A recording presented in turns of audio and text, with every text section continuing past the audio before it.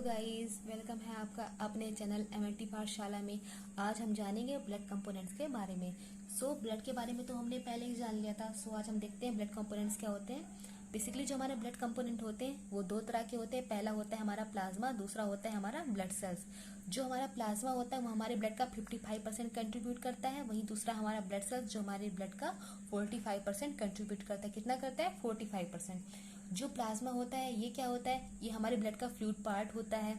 इसका stroke colour होता है और क्या कंटेन करता है? Different type of protein. कौन कौन सी प्रोटीन हो सकती है वो? जैसे कि हमारी एल्ब्यूमिन हो गई, ग्लोबुलिन हो गई एंड फाइब्रिनोजन।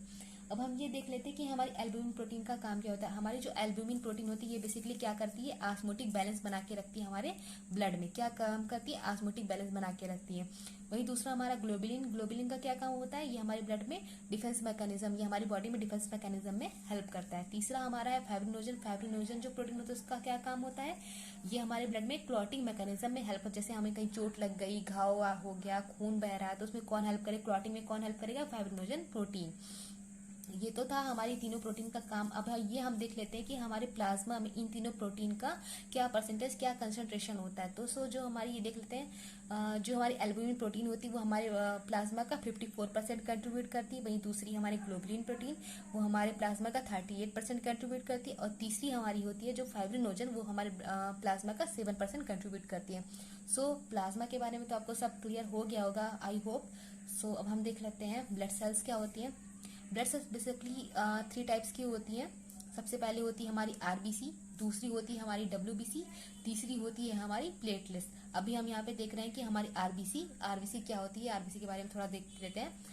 आरबीसी का फुल फॉर्म क्या है? Red blood cells. आरबीसी का फुल फॉर्म क्या होता है? Red blood cells. और अगर बायोलॉजिकल लैंग्वेज में देखें तो आरबीसी का एक दूसरा नाम भी होता है जिसे हम बेसिकली क्या कहते हैं? इराइथ्रोसाइट्स। क्या बोलते हैं? इराइथ्रोसाइट्स।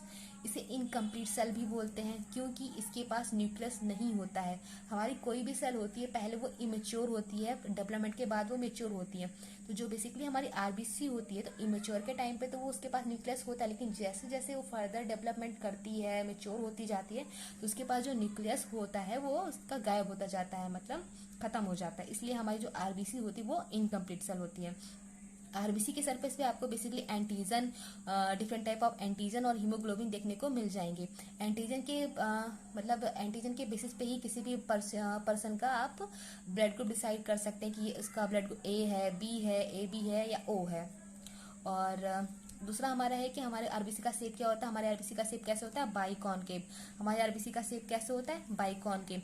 हमारे आरबीसी के जो शेप होता है उसके अकॉर्डिंग भी बहुत सारी तरह की आप बीमारियां भी बता सकते हैं। बेसिकली जैसे हमारे आरबीसी का आपको दिख रहा होगा कि बाइकॉनकेव शेप की हमारी आरबीसी होती है, जो नॉर्मल आरबीसी होती है। वहीं बहुत सारी ऐसे डिजीजेस होती हैं हमारी बॉडी में, तो उसमें जो आरबीसी का शेप होता है वो चेंज हो जाता है। जैसे कि अगर आप देख लीजिए सिकल टाइप की हो जाती है तो सिकल से अनीमिया, या फिर बहुत डिफरेंट टाइप ऑफ ऐसे डिजीजेस होती हैं। आरबीसी के शेप के अकॉर्डिंग आप उसे डिसाइड कर सकते हैं या फिर आइडेंटिफाई कर सकते हैं। दूसरा होता है कि हमारी आरबीसी के लाइफ स्पैन क्या होती है। हमारी आरबीसी के लाइफ स्पैन क्या होती है? 120 डेज। जैसे कोई चीज कहीं प्रोड्यूस हो रही है तो कहीं तो डिस्ट्रॉय होगी ही। जैसे कि आरबीसी जो हमारी होती है बेसिकली हमारी रेड बोन मैरो में प्रोड्यूस होती है, ठीक है, लेकिन अगर वो कहीं डिस्ट्रॉय भी तो होगी। जैसे कि उसके लाइफ स्पैन 120 डेज है। 120 डेज के बाद तो कहीं ना कहीं डिस्ट्रॉय होगी। तो जो हमारी आरबीसी डिस्ट्रॉय होती है वो कहाँ होती है? स्प्लीन में। आरबीसी कहाँ डिस्ट्रॉय होती है? स्प्लीन में। एक टाइम के बाद जब आरबीसी वहां डिस्ट्रॉय होती है, स्प्लीन में डिस्ट्रॉय होने के कारण जो हमारा स्प्लीन होता है उसको हम क्या बेसिकली बोलते हैं? Graveyard of RBC. स्प्लीन को क्या बोलते हैं? Graveyard of RBC. हमारे आरबीसी का बेसिकली काम क्या होता है? Transport of oxygen. क्या हेल्प करता है आरबीसी? आरबीसी क्या करता है? बेसिकली हमारी बॉडी में ऑक्सीजन पहुंचाने का काम कौन करता है? आरबीसी। और ये तो था आरबीसी क्या होता है, क्यों होता है, कैसे, ये सब तो हमने जान लिया। अब हम अपने आरबीसी का कंसंट्रेशन देख लेते हैं। आरबीसी का कंसंट्रेशन हमारे मेल में या फीमेल में कैसे क्या होता है। तो आपको दिख रहा होगा आपकी स्क्रीन पे।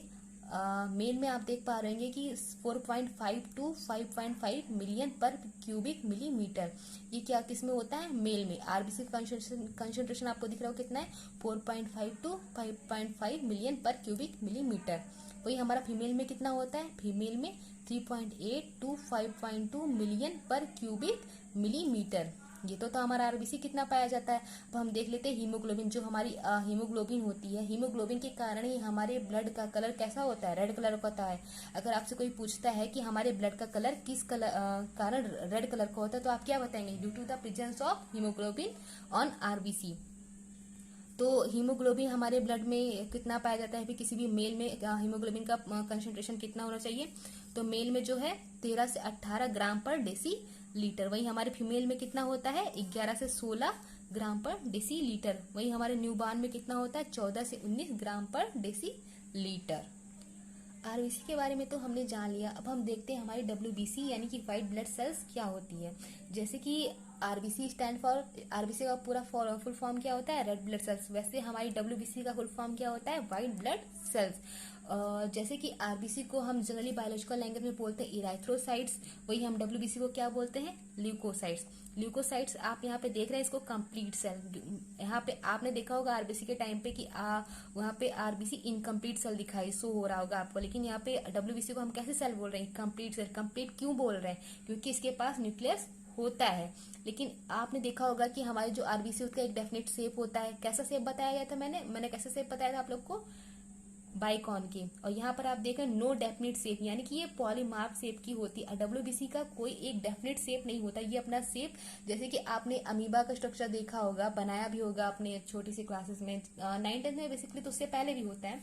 सो देखा होगा कि जो फाल्स फीड बोलते हैं, जो सीडोपोडिया, यानी कि उसका जो कोई शेप डेफिनेट नहीं होता, वो अपना शेप अपने वर्क के अकॉर्डिंग अपना शेप चेंज कर लो। वैसे जो हमारी डब्ल्यूबीसी होती है उसका भी कोई शेप डेफिनेट नहीं होता, वो अपना शेप चेंज कर सकती है। आपने देखा होगा कि आरबीसी की जो लाइफ स्पैन होती है वो 120 डेज की होती है। वही हमारी डब्ल्यूबीसी की लाइफ स्पैन कितनी होती है? 4 to 5 डेज, जो कि वेरी कर सकती है, 4 या 5 दिन दोनों हो सकता है। और ल्यूकोसाइट, डब्ल्यूबीसी का दूसरा जैसे नाम होता है ल्यूकोसाइट, डब्ल्यूबीसी, टीएलसी। ये आपके डीएमएलटी के आप जो लोग कर रहे हैं उनको आसानी से समझ में आएगा टीएलसी क्या है, टोटल ल्यूकोसाइट काउंट। डब्ल्यूबीसी का क्या था? White blood cells. हमारे ब्लड में ल्यूकोसाइट का कंसंट्रेशन या परसेंटेज कितनी होनी चाहिए? 4 से 11,000 यानी कि 4 to 11,000 पर क्यूबिक पर मिलीमीटर। 4 to 11,000 क्यूबिक पर मिलीमीटर। जैसे कि हमारे आरबीसी का काम था ट्रांसपोर्ट ऑफ ऑक्सीजन, मतलब पूरी बॉडी में ऑक्सीजन पहुंचाने का काम कौन करता है? आरबीसी। वही हमारे डब्ल्यूबीसी का काम क्या होता है? Boost immunity. हमारी बॉडी को इम्यूनिटी कौन प्रोवाइड करता है? कौन? डब्ल्यूबीसी। जैसे कि ये तो हो गया डब्ल्यूबीसी होता क्या है, क्या कैसे, ये तो आपने देख लिया। अब हम देखते हैं डब्ल्यूबीसी के भी टाइप्स होते हैं। डब्ल्यूबीसी कौन कौन से टाइप्स होते हैं? 2 टाइप होते हैं। और कौन कौन से होते हैं? सबसे पहले आप देखिए यहाँ पे क्या लिखा है, ग्रेनुलोसाइट। पहला टाइप हमारा क्या हो गया? ग्रेनुलोसाइट। इसे हम ग्रेनुलोसाइट्स क्यों बोलते हैं? Due to the presence of granules. अगर आप इसकी सरफेस पे देखेंगे तो ग्रेनुलोसाइट्स की, तो आपको दिखेगा इसकी सरफेस पे कैसे क्या चीज पाई जा रही है? ग्रेन्यूल्स पाई जा रही है। वही हमारा दूसरा पार्ट क्या होता है, दूसरी टाइप क्या होती है डब्ल्यूबीसी की? ए ग्रेनुलोसाइट। इसको ए ग्रेनुलोसाइट्स क्यों बोलते हैं? क्योंकि इसकी सरफेस पे कोई ग्रेन्यूल्स नहीं पाए जा रहे हैं।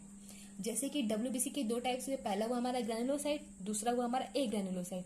ग्रेनुलोसाइट्स के भी 3 टाइप की सेल्स होती है। सबसे पहले होती है हमारी न्यूट्रोफिल्स, दूसरी होती है इसिनोफिल्स, और तीसरी होती है हमारे बेसोफिल्स। अब हम देख लेते हैं न्यूट्रोफिल्स हमारे ग्रेनुलोसाइट में, यानी पूरे होल आरबीसी का अगर पूरे होल डब्ल्यूबीसी का देखें तो हमारा न्यूट्रोफिल कितना पाया जाता है? न्यूट्रोफिल कितना होता है? 60 to 70% पाया जाता है। और इसका काम क्या होता है? फैगोसाइट, मतलब जो भी हमारी बॉडी में फॉरेन पार्टिकल्स आते हैं, जैसे कि वायरस बैक्टीरिया होता है, तो उससे लड़ने में इम्यूनिटी बूस्टर या फिर उससे हमारी डिफेंस कौन करता है? न्यूट्रोफिल करता है। ठीक है। दूसरा हमारा होता है इसिनोफिल। इसिनोफिल का परसेंटेज क्या है? 2 से 4 यानी कि 2 to 4% होता है, और जो कि क्या करता है? एलर्जिक रिएक्शन प्रोवाइड करता है हमारी बॉडी में। तीसरा होता है हमारा बेसोफिल, जो कि इसका परसेंटेज क्या होता है? लेस देन 1% या फिर 0.5 to 1%। ये क्या करता है? इन्फ्लामेटरी रिएक्शन देता है हमारी बॉडी में। दूसरा हमारा जो टाइप है ग्रेनुलोसाइट, उसकी भी 2 टाइप की सेल्स होती हैं। पहली हमारी है मोनोसाइट्स। मोनोसाइट्स का कंसंट्रेशन क्या है? 3 to 8%, जो कि हमारे पूरे neutrophil, eosinophil, basophil, monocyte, lymphocyte में सबसे बड़ी जो लार्जेस्ट सेल होती है कौन सी होती है? मोनोसाइट्स होती है। और इसका भी नेचर क्या होता है? फैगोसाइटिक, मतलब ये फैगोसाइटिक नेचर की होती है। ये भी जो फॉरेन मटेरियल आते हैं, जैसे कि हमारे न्यूट्रोफिल का काम है फैगोसाइटिक, वैसे ही हमारी मोनोसाइट सेल्स भी होती हैं जो कि फैगोसाइटिक नेचर की होती है, जो हमारे जो बेकार टाइप की सेल्स होती हैं, फॉरेन मटेरियल, जो भी फॉरेन पार्टिकल्स आते हैं उनको इनगल्फ, मतलब उनको खा जाती हैं। दूसरा हमारा होता है लिम्फोसाइट्स। लिम्फोसाइट का कंसंट्रेशन क्या है? 20 to 25%। इसका क्या काम है, जो लिम्फोसाइट सेल्स होती हैं ये एंटीबॉडी बनाने का काम करती है, जो कि हम कहाँ पाई जाती हैं, हमारे प्लाज्मा सेल्स में। और लिम्फोसाइट जैसे कि इम्यून रिस्पॉन्स भी प्रोवाइड करता है हमारे ब्लड को, हमारी बॉडी को, सॉरी।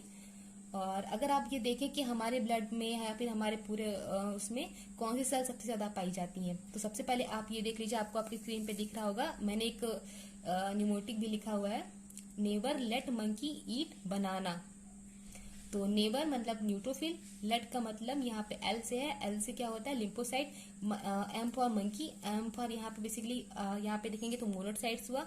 तीसरा है, चौथा हमारा है ईट, यानी ई फॉर क्या हुआ हमारा eosinophil, B for banana, B for क्या हमारा बेसोफिल। तो अगर आप यहाँ पे इसकी सीरीज देखेंगे तो जैसे इसको अरेंज किया गया, इसके अकॉर्डिंग आप इसका कंसंट्रेशन याद कर सकते हैं। जैसे आपको बेसिकली ये नहीं याद हो रहा है तो आप इस नोटिक की हेल्प से आप इसे आसानी से याद रख सकते हैं। अब तो हमने आरबीसी, डब्ल्यूबीसी ये सब चीजें तो देख ली। अब हमारा तीसरा पार्ट जो हमारी ब्लड सेल्स होती है वो कौन सी होती है, प्लेटलेट्स। अब हम प्लेटलेट के बारे में देख लेते हैं, प्लेटलेट क्या होती हैं। प्लेटलेट को हम बेसिकली थ्रोम्बोसाइट्स बोलते हैं। क्या बोलते हैं, थ्रोम्बोसाइट्स। और ये भी कैसी सेल होती है, इनकम्प्लीट सेल होती है, क्योंकि इसके पास क्या नहीं होता है, न्यूक्लियस नहीं होता है। तो आपको तीनों सेल में पता चला कि कौन सी कंप्लीट सेल होती है, हमारी डब्ल्यूबीसी, आरबीसी और प्लेटलेट जो होती हैं वो हमारी कैसी सेल होती हैं, इनकम्प्लीट सेल होती हैं। जैसे कि हमारी आरबीसी का शेप, मैं आपको बार बार वही चीजें रिपीट करवाई ताकि आपको चीजें याद हो जाएं। तो जो हमारी आरबीसी का शेप था वो कैसे था, बाइकॉन्केव था। डब्ल्यूबीसी का कोई डेफिनेट शेप नहीं होता है, उसका कोई भी शेप नहीं होता है। और हमारे प्लेटलेट का सेल शेप कैसे होता है, डिस्क शेप। कैसा शेप होता है, डिस्क शेप का होता है। हमारी आरबीसी का जो लाइफ स्पैन था वो 120 डेज का था। वही हमारी डब्ल्यूबीसी का जो शेप है वो आप देख पा रहे होंगे 4 to 5 डेज का है। वही हमारी तीसरी जो सेल है प्लेटलेट, उसकी लाइफ स्पैन क्या है, 4 to 7 डेज। कितनी है, 4 to 7 डेज। आरबीसी का काम क्या था, ट्रांसपोर्ट ऑफ ऑक्सीजन। डब्ल्यूबीसी का क्या काम था, बूस्ट इम्यूनिटी। तीसरा हमारा है प्लेटलेट। प्लेटलेट का काम क्या होता है, हेल्प्स इन क्लॉटिंग। क्या हेल्प करता है, किस चीज में हेल्प करता है, क्लॉटिंग में हेल्प करता है।